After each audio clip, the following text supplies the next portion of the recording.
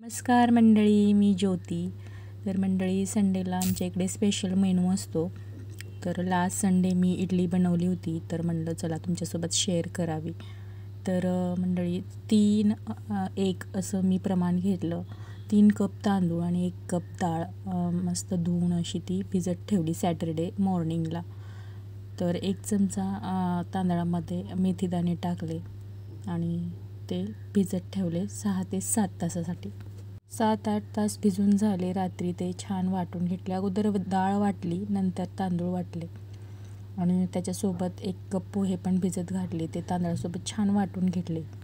मस्त वाटून झालं होतं. रात्रभर 7 ते 8 तासासाठी फर्मेंट केलं. सकाळी छान फर्मेंट पण झालं होतं पीठ. बघा किती छान झालं.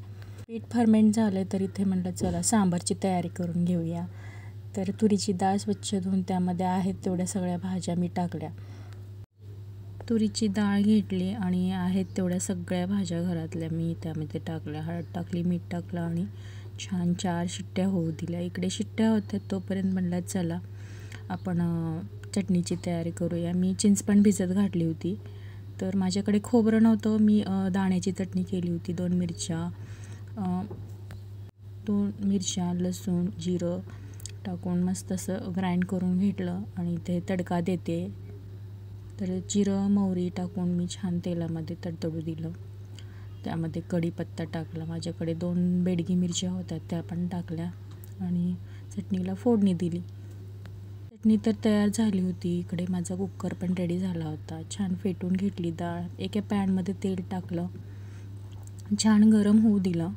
जिरी मोहरी टाकली, हिंग टाकला थोडासा आणि आलं लसणाची पेस्ट टाकली. कांदा टाकला, कढीपत्ता टाकला,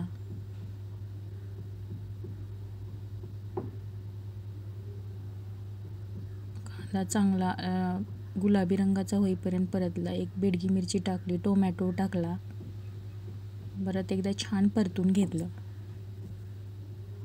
धने पावडर टाकली, लाल तिखट टाकलं, काश्मीरी लाल मिरच टाकलं कलरसाठी आणि सांबार मसाला, गरम मसाला टाकला. तर छान तेल सुटेपर्यंत मस्त असं तो परतून घेतला मसाला सगळा. आणि इकडे जी डाळ आपली तयार होती ती टाकून त्याच्यामध्ये कोळ टाकला. तर किती पातळ हवे त्यानुसार पाणी कमी जास्त करा. तर मोस्टली मला थोडं पातळच आवडतं तर मी पातळच केले. चवीपुरतं मीठ आणि इकडे मी गूळ टाकला आहे आणि कोथिंबीर टाकून छान अशी उकळी येऊ दिली. हे बघा छान असं दाटसर एकसारखं सांबार तयार आहे.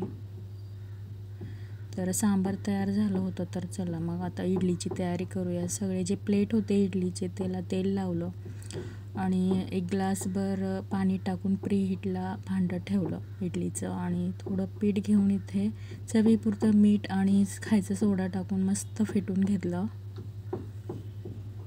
आणि जे पीठ होतं ते प्लेटमध्ये टाकलं. एक करून मी सगळे प्लेट भरून ते पात्रामध्ये ठेवत होते. हे बघा सगळे तयार आहेत माझे. तर 20 मिनटं मी वाफ काढायला ठेवून दिली हाय फ्लेमवरती. तर हे बघा आपल्या इडल्या तयार. तर एक चूक झाली माझ्याकडे तुम्हाला दाखवण्याच्या एक्साइटमेंटमध्ये ना, मी घाईमध्ये काढायला घेतलं. गरमच घेतलं. हे बघा काय झालं. तर परत थंड होऊ दिलं आणि परत अशा इडल्या काढायला घेतल्या. छान निघाल्या परत इडल्या. हे बघा मस्त अशी छान जाळी धरली होती आणि निघत पण होत्या. तरी मी एवढं थंड नाही होऊ दिलं तरी पण मस्त निघाल्या होत्या इडल्या. हे बघा पूर्ण थंड झालं तर अजून छान त्या निघतील. तर इकडे माझ्या सगळ्या तयार झाल्या होत्या इडल्या आणि इकडे छान मी सर्व केलं. तर हे बघा माझं प्लेट तयार आहे.